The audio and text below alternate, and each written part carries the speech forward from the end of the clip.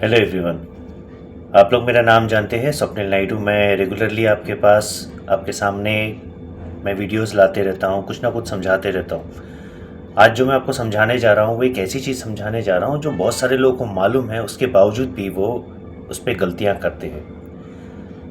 अब देखिए, बहुत सारे क्वेश्चंस ये अराइज होते हैं कि माता पिता, मतलब कोई बच्चा है, उसके माता पिता में से कोई एक अलग हो जाता है, डिवोर्स हो जाता है, सेपरेशंस हो जाते हैं। इस कंडीशन में क्या होता है? मैं बहुत दिन से कई बच्चों से मिल रहा हूँ। मुझे कई एनजीओज़ बुलाते हैं, मुझसे बोलते हैं कि आप बच्चों की काउंसलिंग कीजिए, बच्चों से बात कीजिए। बच्चे बहुत ट्रॉमा में है क्योंकि उनमें से किसी एक माँ बाप ने किसी दूसरी जगह से किसी दूसरी मम्मी या दूसरे पापा को उसकी ओरिजिनल मम्मी या पापा की जगह दे दी है। यानी हम बात कर रहे हैं स्टेप फैमिलीज़ की। हिंदी में इसको सौतेला बोलते हैं, सौतेला पिता, सौतेली माँ। मैं पहले ही बता रहा हूँ, ये टॉपिक बच्चों के लिए नहीं है, ये सिर्फ उन लोगों के लिए जो 18 साल से ऊपर की एज के हैं। क्योंकि मैं जो बातें बोलने जा रहा हूँ बहुत साफ और स्पष्ट बोलने जा रहा हूँ। कई लोगों को मेरी बातें चुभेगी, तकलीफ होगी, तो वो मुझे पानी पी पी के कोस सकते हैं। बट एज ए टीचर मेरा ये काम बनता है कि मैं स्पष्ट बोलूँ, सीधी बात रखूँ। मुझे दाएं बाएं बात करने की आदत नहीं है। और जो इंसान मेरे से दाएं बाएं बात करता है, मैं उसको बोलता हूँ, भाई वो रास्ता चले जाओ, दाएं बाएं करते हो वहाँ जाके करो, मेरे पास मत करो। हम बात कर रहे हैं सिंगल पेरेंटिंग की। अब कई बार ऐसा होता है कि हस्बैंड गुजर जाते हैं या माँ गुजर जाती है, तो किसी एक पेरेंट को बच्चे को पालना पड़ता है। अब जनरली क्या होता है, सोसाइटी का बड़ा प्रेशर रहता है। तुम कैसे अकेले करोगे, बच्चा बड़ा होगा तो कैसे करोगे, छोटा है अभी, कैसे संभालोगे। मेरा सवाल है, क्यों नहीं संभाल सकते बॉस? क्यों नहीं संभाल सकते? क्या आप एक जिम्मेदार माँ या जिम्मेदार पिता नहीं है? क्या सिंगल पेरेंटिंग नाम की चीज़ नहीं होती? देखिए, ये ना कॉन्सेप्ट बहुत गलत है कि सिंगल पेरेंटिंग नहीं हो सकती, बुढ़ापे में तुम अकेले कैसे रहोगे जब बच्चे बड़े हो जाएंगे। भाई सिंपल सी बात बताओ कि तुम्हारे घर वाले तुमको क्या समझा रहे हैं? तुम्हारे घर वाले तुमको समझा रहे हैं कि बिस्तर के दोनों साइड से मत उतरो, किसी एक साइड से उतरो। और तुम्हारे फिजिकल सेटिस्फैक्शन के लिए वो तुमको बोल रहे हैं कि तुम शादी करो। सीधी बात है, हर इंसान की फिजिकल नीड्स होती है, चाहे वो आदमी रहे चाहे औरत रहे। मगर आप ये बात भूल रहे हैं कि इस चक्कर में आप बच्चे का पूरा भविष्य और बच्चे की मानसिक स्थिति पूरी बर्बाद कर रहे हो। और जब बच्चे की मानसिक स्थिति बर्बाद होती है तो याद रखो, आपने दुनिया का सबसे बड़ा धन खो दिया। क्योंकि बच्चे से बड़ी दौलत दुनिया में कोई नहीं होती। जो इंसान अपने बैंक में रखे हुए पैसे को दौलत समझता है, वो सबसे बड़ा मूर्ख और नालायक है इस दुनिया का। मैं मुंह पे बोलता हूं ऐसे लोगों को, मूर्ख है, मूर्ख। आपको जीने का अधिकार नहीं है अगर आप अपने बच्चों को धन दौलत नहीं समझते। मैं तो मेरे बच्चे को अपना सबसे बड़ा दुनिया का ब्लैंक चेक समझता हूं।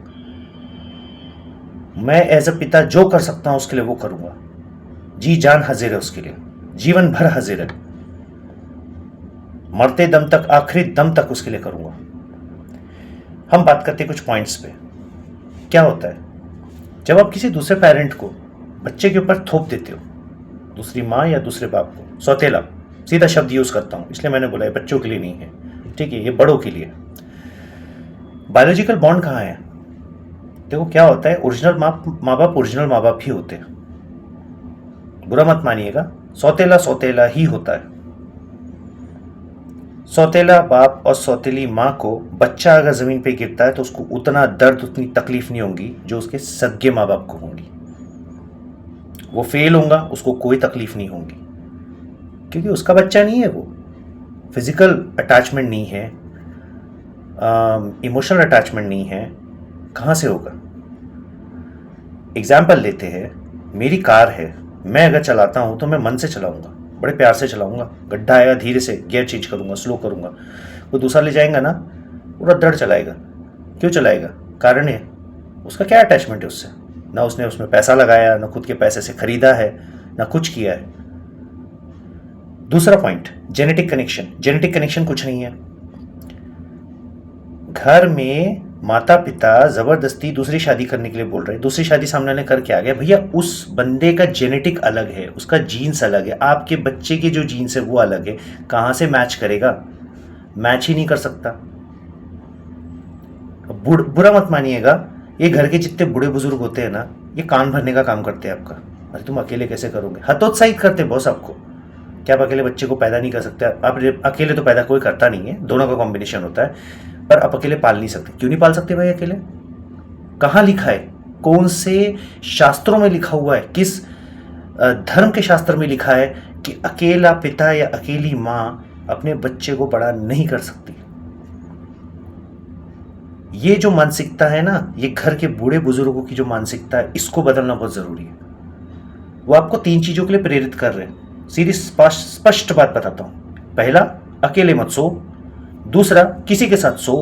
तीसरा, अपनी शारीरिक जरूरतें बूढ़े होने तक पूरी करो। वो कोई अकेले वकेले जीने का बहाना नहीं है, वो आपको एक नया लाइफ पार्टनर दे रहे जिससे आप इधर उधर मुंह ना मारो। बहुत बुरा लग रहा होगा कई बुजुर्गों को, मगर कई बुजुर्ग की मेंटालिटी ही यही है। इसमें बुरा मानने वाली बात ही नहीं है, जो सच है वो सच है। तीसरा पॉइंट, इमोशनल। देखो, कोई इमोशंस नहीं रहते। मैं बताया ना, बच्चा गिर गया, कोई तकलीफ नहीं होगी। अपना बच्चा गिरता है ना तो दर्द होता है, तकलीफ होती है, इंसान दौड़ के जाता है। कुछ भी काम करता रहे, तुरंत छोड़ेगा, तुरंत उसके पास जाएगा। घर में अगर बच्चों की आवाज़ आ रही खेलने की और अचानक से बच्चों की आवाज़ बंद हो जाएगी तो माँ या बाप झाँक के देखते, बच्चे कहाँ है, आवाज़ क्यों नहीं आ रही? क्योंकि उनको आदत हो गई। और वही जब आप सौतेला बाप या सौतेली माँ लेकर आते हैं तो उसको कोई फर्क नहीं पड़ता बच्चे की आवाज़ नहीं आ रही, उसको तो बहुत अच्छा लगता कि घर में शांति है। ठीक है।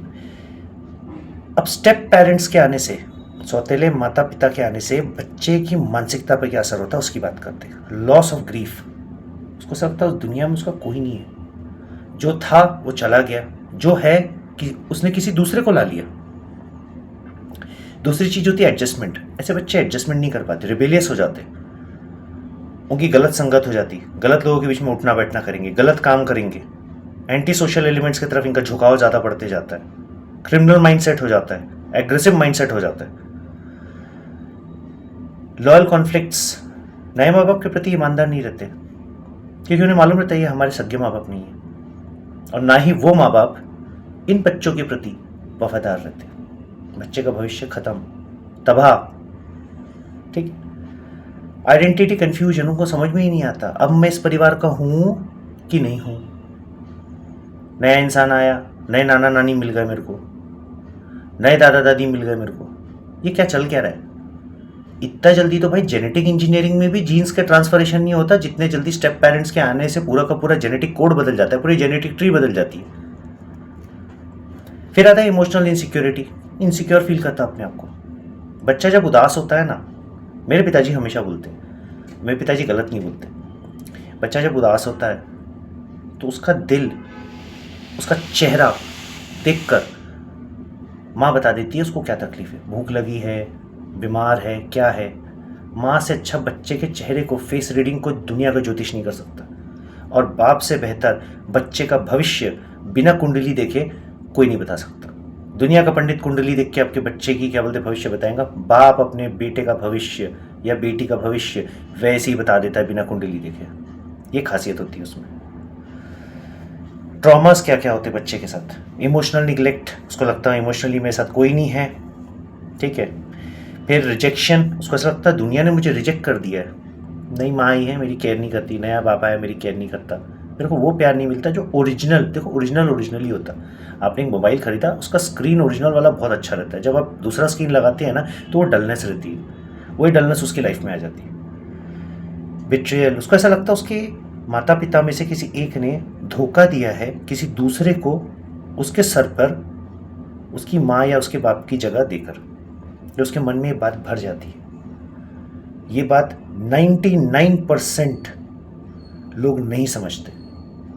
बुजुर्ग बिल्कुल ये बातों को गहराई में नहीं समझते। मैं नहीं बोलता कि बुजुर्गों के पास एक्सपीरियंस नहीं होता, मगर ये चीज़ों को ना बच्चे की मानसिकता के साथ, अरे आप कितने साल जियोगे, 20-25 साल जियोगे, खत्म हो जाओगे, मस्त फोटो लगेगी, 2 जनरेशन तक पूजा होगी, तीसरी जनरेशन वाले वो फोटो को नया फ्रेम करके लगाएंगे भी नहीं।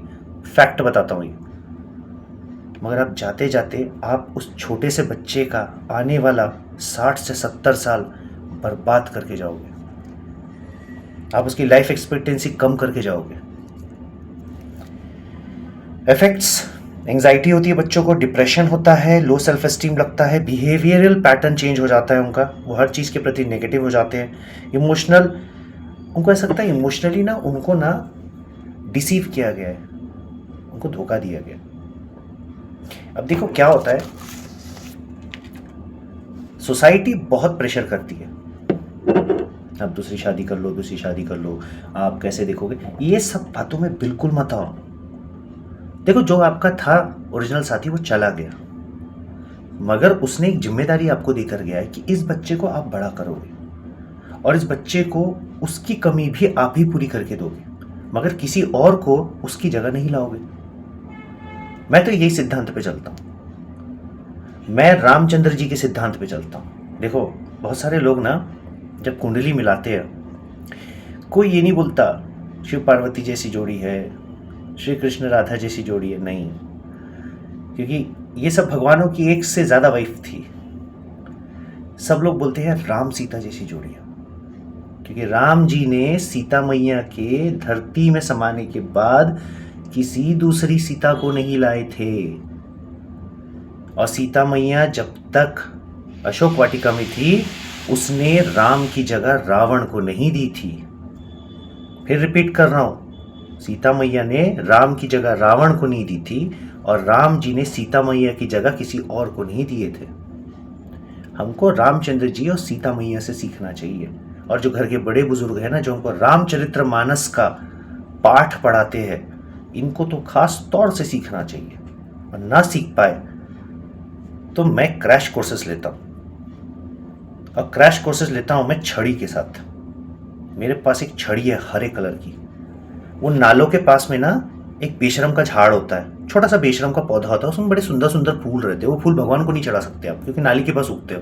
वो बेशरम की जो छड़ी है ना, उसको ना बढ़िया मस्त सा हल्का हल्का ना, जैसे वो आलू किसनी का रहता है ना, उसको ऐसा छील लेने का, और उसमें हल्का सा ना सरसों का तेल लगा के रात भर के लिए छोड़ देने का, दूसरे दिन मस्त कड़क हो जाती हो। और उस डंडे से मैं मार मार के लोगों को सिखाता हूँ। मेरा एक व्यक्तित्व है, मैं जितना शांत हूं उतना ही विकराल हूं, और मैंने परशुराम जी के सिद्धांतों को अपनाया है। उन्होंने एक बात साफ बोली थी, ये बात चाणक्य ने भी बोली है, कि गुरु के एक हाथ में प्रगति पलती है और एक हाथ में प्रलय। ये आप पर निर्भर है कि आप मुझसे क्या चाहते हो, प्रगति या प्रलय। कृपया करके सिंगल पेरेंट्स है तो गर्व कीजिए कि ईश्वर ने आपको चुना है दो रूपों को, दो रोल्स को बेहतर तरीके से इस दुनिया में निभाने के लिए। गर्व कीजिए कि आप सिंगल पेरेंट हैं। दूसरा साथी मत तलाशी। बहुत छोटा है अगर बच्चा, बहुत ही छोटा है, 6-7 महीने का है, दूध पीता बच्चा है, उस कंडीशन में आप सोच सकते हो, क्योंकि उस समय कैसा है, बच्चा इमोशनली उतना तैयार नहीं हुआ है। क्योंकि आज जो मैं केस बच्चे का देखा, वो बच्चा एक दीवार को कंटिन्यूसली देख रहा था।